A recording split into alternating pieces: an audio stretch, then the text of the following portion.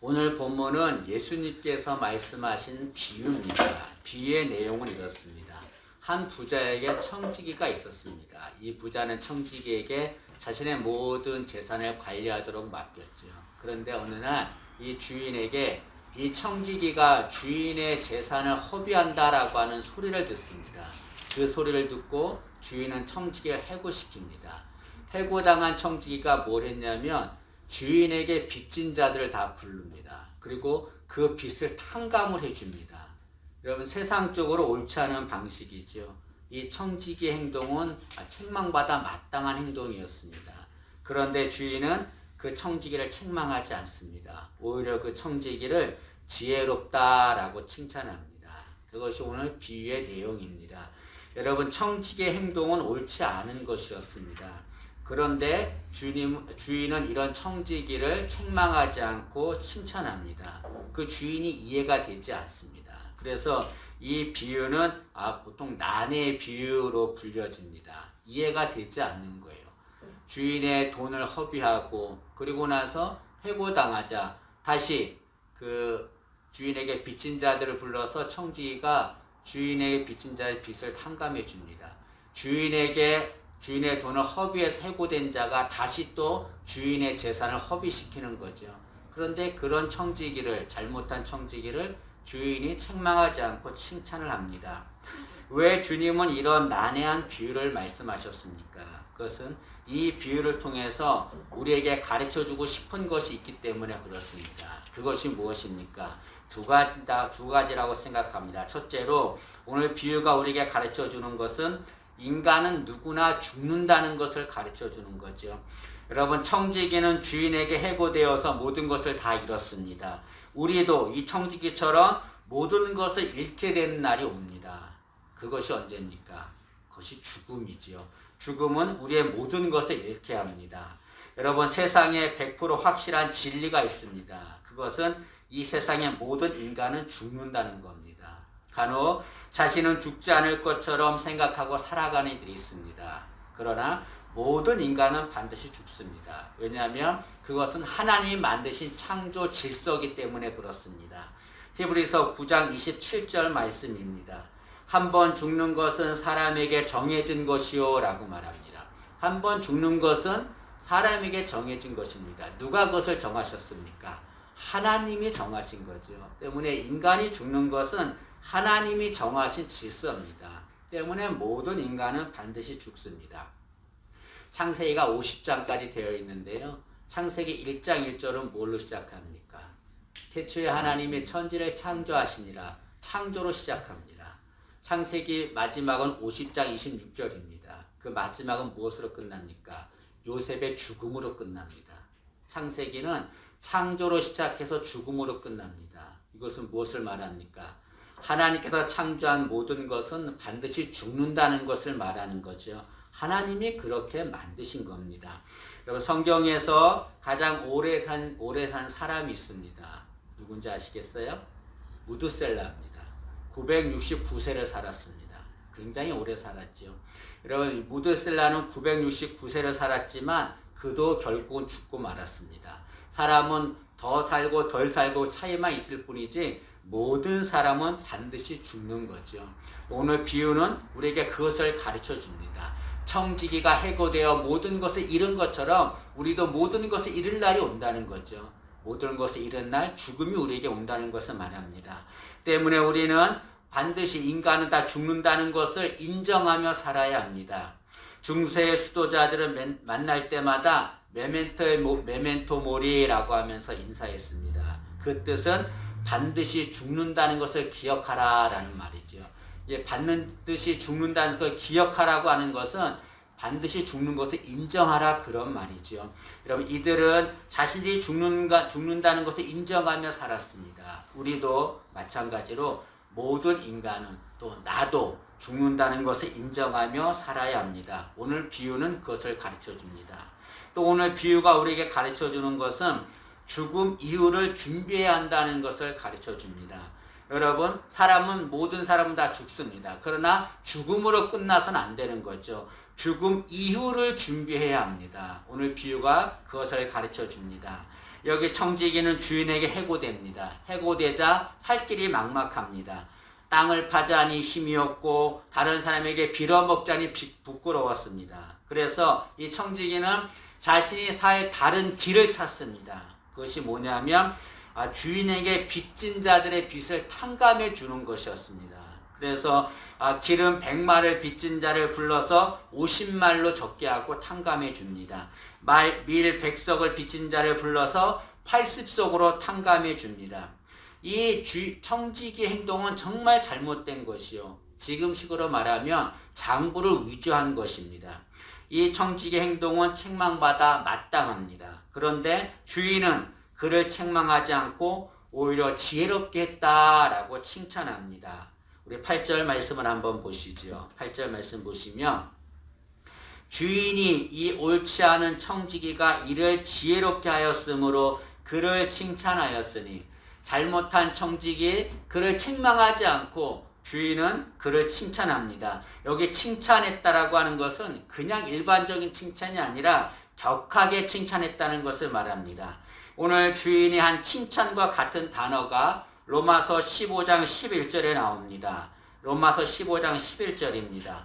또 모든 열방들아 주를 찬양하며 모든 백성들아 그를 찬송하라 하였으며, 여기 그를 찬송하라 할 때 찬송하라라고 하는 말이 오늘 본문의 주인이 한 칭찬과 같은 단어입니다. 여러분, 우리는 하나님을 찬송할 때 온 마음을 다해서 진심을 다하여 찬송합니다. 그런데 그렇게 우리가 하나님을 찬양하듯이 찬송하듯이 이 주인은 청지기를 그렇게 격하게 칭찬했습니다.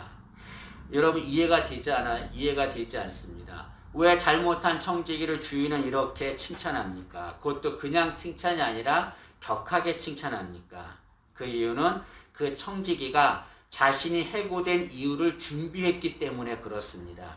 여러분, 청지기는 해고되었습니다. 해고되고 나서 자신이 살 길을 찾았어요. 그것이 뭐냐면 사람들에게 빚을 탕감해 주면 자신이 해고될 때 그 사람들이 자신을 도와줄 것이라 라고 생각했습니다. 4절 말씀을 보시죠. 4절 말씀 보시면 내가 할 일을 알았도다. 이렇게 하면 직분을 빼앗긴 후에 해고된 후에 사람들이 나를 자기 집으로 영접하리라. 이 청지기는 내가 이렇게 해고됐는데 내가 살 길은 무엇이냐면 내가 해고된 다음에 사람들이 나에게 도움을 줘야 되는데 그러려면 내가 그 사람들에게 도움을 줘야 된다. 그래서 그 사람들이 주인에게 빚진 것을 탕감해 준 것입니다. 여러분, 청지기는 이렇게 자기 해고된 이유를 준비했습니다. 주인은 이처럼 청지기가 자신의 해고 이유를 준비한 것을 칭찬한 것입니다. 근데 여기서 우리가 하나 생각할 것이 있습니다. 근데 주인은 그 청지기를 칭찬했는데 그 청지기는 주인에게 손해를 입혔잖아요. 어떻게 주인은 자신에게 손해를 입힌 그런 청지기를 칭찬할 수 있습니까? 여러분, 우리는 이 주인은 청지기 때문에 손해를 입었다라고 생각합니다. 여러분, 사람을 불러서 빚을 탕감해 줬잖아요. 이 주인은 청지기 때문에 손해를 입었다라고 생각하지만 그러나 주인은 청지기 때문에 손해를 입은 것이 하나도 없습니다. 왜냐하면 이 청지기가 사람들의 빚을 탕감해 줬는데 그 탕감한 빚은 자신이 받을 이자를 탕감해 주었기 때문에 그렇습니다. 이 당시에는 돈을 빌려주면 이자를 책정합니다. 그런데 주인도 그래서 사람들에게 돈을 빌려줬습니다. 그리고 이자를 책정해 줬습니다. 그런데 그 이자는 청지기에게 주어진 몫이었습니다. 청지기가 받을 이자였죠. 이 청지기가 사람들의 빚을 탕감해 준 것은 결국은 자신이 받을 이자를 탕감해 준 겁니다. 주인은 물질적으로 손해본 것이 아무것도 없는 거죠. 청지기만 자신의 물질의 손해를 본 겁니다. 또 하나, 이 주인이 청지기에게 손해를 입지 않은 것은 이 청지기가 빚을 탕감해 줌으로 주인은 빚진 자들에게 칭찬을 받았습니다. 여러분이 빚진 자들은 빚을 탕감받은 자들은 청지기가 해고된 것을 모릅니다. 그런데 그 청지기가 자신들의 빚을 탕감해 줍니다. 이들은 어떻게 생각할까요? 이 주인이 우리의 빚을 탕감해 줬구나 생각하고 그 주인을 칭찬했겠지요. 이 주인은 청지기 때문에 칭찬을 받았습니다. 이 주인은 청지기로 인해서 손해를 입은 것이 아무것도 없습니다. 청지기는 오로지 자신이 물질적으로 손해를 보고 그리고 주인에게 칭찬을 받게 해준 거죠. 이렇게 청지기는 자신이 해고된 이유를 준비했습니다. 그 모습을 보고 주인이 그 청지기를 칭찬한 거죠. 여러분, 청지기는 자신이 해고된 이유를 준비했습니다. 마찬가지로 우리도 청지기가 해고된 이유를 준비한 것처럼 우리도 죽음 이유를 준비하며 살아야 합니다. 주님은 그런 자를 지혜롭게 여기고 그런 자를 칭찬하십니다. 아주 격하게 칭찬하시는 거죠. 여러분, 모든 인간은 죽는다는 것은 100% 확실한 진리입니다. 그러나 그와 못지않은 진리가 하나 있습니다. 그것은 죽음 후에 또 다른 세상이 있다는 거죠. 그것도 100% 확실한 진리입니다. 우리는 그 죽음 후에 있을 나라, 하나님의 나라, 그 나라에 가기 위해서 그 이유를, 죽음 이유를 준비해야 합니다. 여러분, 간혹 이 세상이 전부라고 생각하는 사람들이 있습니다. 우리는 죽으면 우리는 다 소멸되고 없어져. 때문에 우리는 죽음 이유는 아무것도 없는 거야 라고 말하는 이들이 있습니다. 그러면서 이 세상에서만 열심히 살아야 된다라고 생각하고 이 세상에서 잘 먹고 잘 사는 것, 성공하는 것, 그것을 목표로 사는 이들이 있습니다. 그러나 여러분, 이 세상이 전부인 줄 알고 생각하며 사는 자들은 어리석은 자들입니다. 누가복음 12장에 보면 예수님께서 한 부자 비유를 말씀하셨습니다. 한 부자가 농사를 지었습니다. 풍년이 들었어요. 그래서 많은 곡식을 얻게 되었습니다. 창고를 더 짓습니다. 그리고 나서 부자가 뭘 했냐면 내가 이렇게 많은 곡식이 생겼으니까 이제 내가 편안히 먹고 살아야겠다라고 생각했습니다. 이 부자는 죽음 이유를 준비하지 않았습니다. 그런 부자를 향해서 하나님이 뭐라고 말합니까? 이 어리석은 자야. 오늘 밤 네 영혼을 내가 걷어가면 이 재물이 누구 것이 되겠느냐. 이 부자는 죽음 이유를 전혀 생각하지 않았습니다. 하나님이 그런 부자를 향해서 이 어리석은 자야, 이 바보 같은 자야, 이 세상이 전부가 아니야. 너의 영혼을 걷어가는데 네가 죽은 다음에 세상이 있는 거야. 하나님은 그런 부자를 향해서 어리석다, 바보다라고 말하고 있습니다. 나는 그렇지 않습니까? 우리는 그렇지 않습니까? 이 세상이 전부라고 생각하면서 이 세상에만 성공하고 살아야 된다라고 생각하고 이 세상에서만 초점을 맞춰서 살고 있지는 않습니까? 이 세상이 전부인 줄 알고 죽음 이유를 준비하지 않는 자, 그런 자는 어리석은 자입니다. 하나님이 그런 자를 향해서 이 어리석은 자야, 이 불쌍한 자야, 이 바보 같은 자야 라고 책망하시는 거죠. 여러분, 하나님의 나라는 반드시 있습니다. 우리는 그 하나님의 나라에 들어가야 합니다. 죽음 후에 우리가 가야 할 하나님의 나라, 그 나라에 들어가야 합니다. 그런데 그 나라는 아무나 들어갈 수 없습니다. 그 하나님의 나라는 준비된 자만 들어갈 수 있습니다. 때문에 우리는 죽음 이후에 하나님의 나라에 갈 것을 준비해야 합니다. 법대를 졸업한 한 학생에게 교수가 질문을 합니다. 자네, 법대를 졸업하면 무엇을 할 것인가? 변호사가 될 것입니다. 변호사가 된 후에는 무엇을 할 것인가? 결혼을 할 것입니다. 결혼을 한 후에는 무엇을 할 것인가? 자녀를 낳을 것입니다. 자녀를 낳은 후에는 무엇을 할 것인가? 그는 머뭇거립니다. 그리고 점점 나이가 들어 늙겠지요. 나이가 들어 늙으면 무엇을 어떻게 되겠는가? 그는 그거야 당연히 죽겠지요. 교수는 다시 묻습니다. 죽은 후에는 어떻게 되겠는가? 이 사람은 제자는 아무 말도 못합니다. 그리고 이렇게 말합니다. 그것은 제가 잘 모르겠습니다. 그러자 교수는 이렇게 말합니다. 죽음 후에는 영원한 삶이 있다네. 그 죽음 이유를 준비하게나 라고 말했습니다. 여러분, 이 세상이 전부는 아닙니다. 죽음 후에 또 다른 세상, 하나님의 나라가 있습니다. 그 하나님의 나라 가기를 준비하는 자, 그런 자가 지혜로운 자라고 주님은 칭찬하시는 거죠. 우리는 죽음 이후에 하나님의 나라를 가기 위해서 준비해야 합니다. 죽음 이후에 하나님 나라를 가기 위해서 어떤 준비를 해야 합니까? 그것은 단 하나밖에 없습니다. 그것은 주님을 나의 구주로 영접하는 거죠. 그런 자만 하나님의 나라에 갈 수 있습니다. 물질을 아무리 많이 준비해도 하나님 나라 갈 수 없습니다. 선한 일을 아무리 많이 해도 하나님의 나라에 들어갈 수 없습니다. 하나님의 나라에 들어가기 위해서 우리가 해야 될 준비는 단 하나밖에 없는 겁니다. 그 나라의 왕이신 주님, 그 나라의 주인이신 주님, 그 주님을 나의 구주로 영접해야 되는 거죠.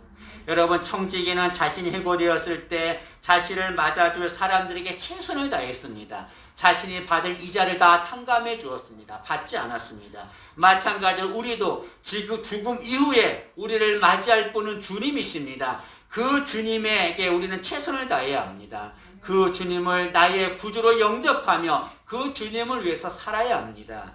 그런 자가 하나님의 나라에 들어갈 수 있는 거죠.